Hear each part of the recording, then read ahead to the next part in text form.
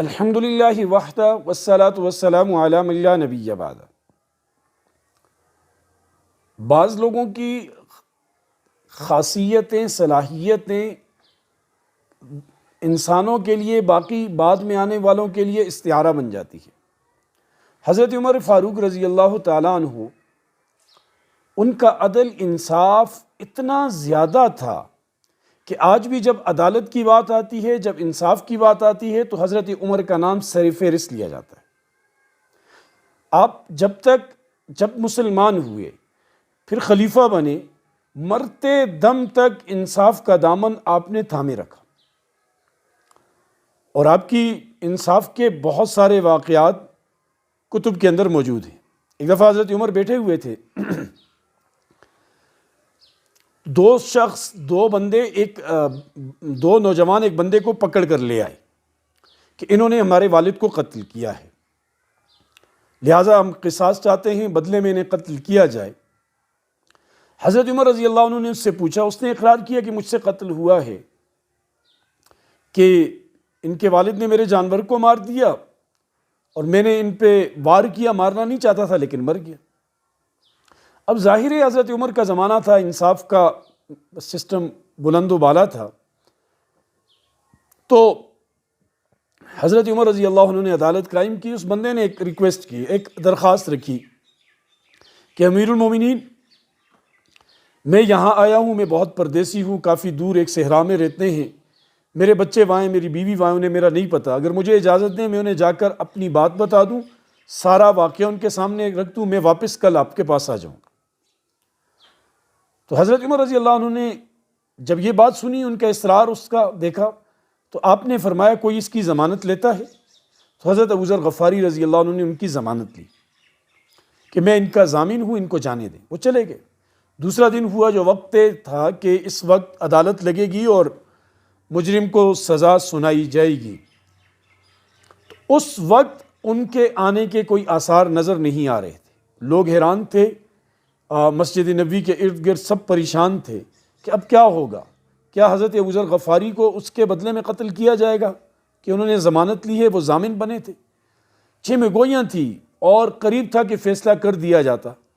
دیکھا دور سے غبار اڑتا ہوا نظر آیا، تو یہ بندہ پہنچا، پسینے میں شرابور ہامتا کامتا ہوا، اور معذرت کی کہ اس طرح راستے میں کچھ مسائل پیش آ گئے تھے جس کی وجہ سے میں لیٹ ہو گیا، اور آ کر کہا امیر المومنین، اب میں آپ کے سامنے حاضر ہوں، اور جو جرم مجھ سے سرزد ہوا ہے اس کی سزا بھگتنے کو تیار ہوں۔ حضرت عمر رضی اللہ عنہ نے اسے دیکھا، دل میں ترس تو آیا، لیکن اس حکومت اور انتظام ترس پر نہیں چلتے، عدل پر چلتے ہیں، انصاف پر چلتے ہیں۔ حضرت عمر رضی اللہ تعالیٰ عنہ نے وہاں حضرت ابو ذر غفاری سے پوچھا کہ آپ اس کو جانتے تھے؟ کہا نہیں، میں تو نہیں جانتا تھا۔ کہا پھر آپ نے اس کی ضمانت کیوں لی؟ اگر یہ نہ آتے تو اس کے بدلے آپ قتل کیے جاتے، آپ نے ضمانت کیوں لی؟ حضرت ابو ذر غفاری رضی اللہ عنہ نے عرض کی کہ امیر المومنین، میں نے اس لیے ضمانت دی تاکہ لوگ یہ نہ سمجھیں کہ معاشرے سے خیر ختم ہو گئی ہے، بلائی اٹھا دی گئی ہے، اور کوئی مسلمان خود کو اجنبی نہ سمجھے۔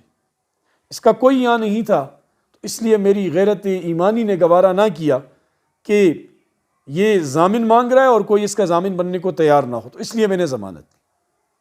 وہ دونوں جوان دیکھ رہے تھے ساری بات، انہوں نے ان کے آنے کو دیکھا، انہوں نے حضرت عمر کے انصاف کو دیکھا، حضرت ابو ذر غفاری کی گفتگو کو دیکھا، تو وہ بھی کہنے لگے کہ امیر المومنین، اب ہم اپنے والد کا قتل کا بدلہ نہیں لینا چاہتے، ہم انہیں معاف کرنا چاہتے ہیں تاکہ لوگ یہ نہ کہیں کہ معاشرے سے معافی اٹھا دی گئی۔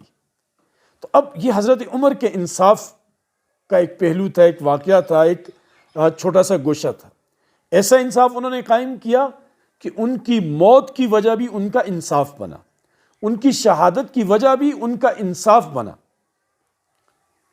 کہ انہوں نے جو فیصلہ کیا انصاف پر مبنی، جس کی پاداش میں ابو لؤلؤ ملعون نے انہیں شہید کر دیا۔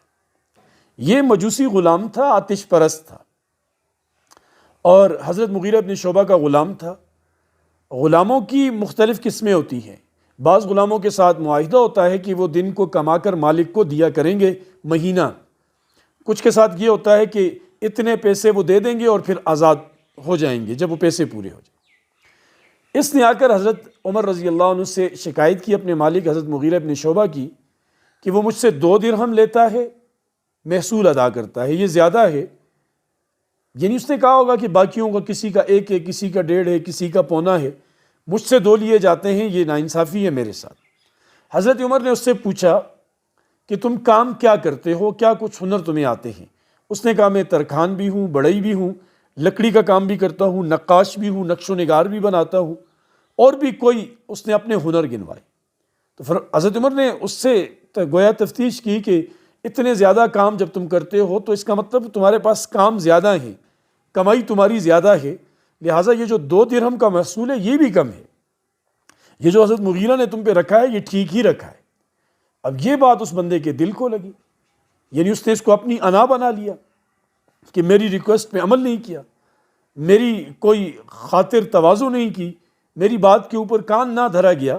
حالانکہ حضرت عمر نے انصاف کے اوپر فیصلہ کیا، وہ اسی حسد میں جلتا رہا، اور فجر کے وقت اس نے آ کر جب نماز میں تھے حضرت عمر، اور اس نے آ کر حضرت عمر پر وار کیے، 6 وار کیے خنجر سے۔ ایک وار ناف کے نیچے لگا جس سے اندر کا بہت سارا حصہ کٹ گیا، اور جو ان کی شہادت کی وجہ بھی بنی۔ اور حضرت عمر رضی اللہ عنہ جب زخمی تھے اور زخموں سے چور تھے تو انہوں نے 2 باتیں پوچھی، یعنی ایک تو بار بار ایک کا تذکرہ کرتے تھے، اور ایک بات یہ پوچھی کہ مجھے مارنے والا کون تھا؟ تو بتایا گیا کہ اس طرح مجوسی تھا، آتش پرست تھا، شکر ادا کیا کہ اللہ تیرا شکر ہے کسی مسلمان کے ہاتھوں میں قتل نہیں ہوا۔ اور جب بھی ہوش آتا نا اس بیماری میں تو نماز کا کہتے کہ نماز کا وقت ہوا ہے نہیں ہوا، نماز پڑھی نہیں پڑھی۔ تو وہ عمر اس طرح کرتے کرتے دنیا سے رخصت ہوئے، اور انہوں نے اپنے بیٹے عبداللہ ابن عمر سے کہا تھا کہ جب میں فوت ہو جاؤں، اپنی زندگی میں بھی کہا کہ جا کر حضرت عائشہ سے اجازت لو کہ عمر یہ چاہتا ہے، عمر کی یہ خواہش ہے کہ وہ حضور علیہ الصلاۃ والسلام کے پڑوس میں انہیں دفن کیا جائے۔ تو حضرت عبداللہ ابن عمر جب حضرت عائشہ کے پاس گئے رضی اللہ عنہا کے پاس، تو دنیا کی سب سے بڑی سخاوت حضرت عائشہ نے کی ہے، اس سے بڑی سخاوت کوئی نہیں کر سکتا۔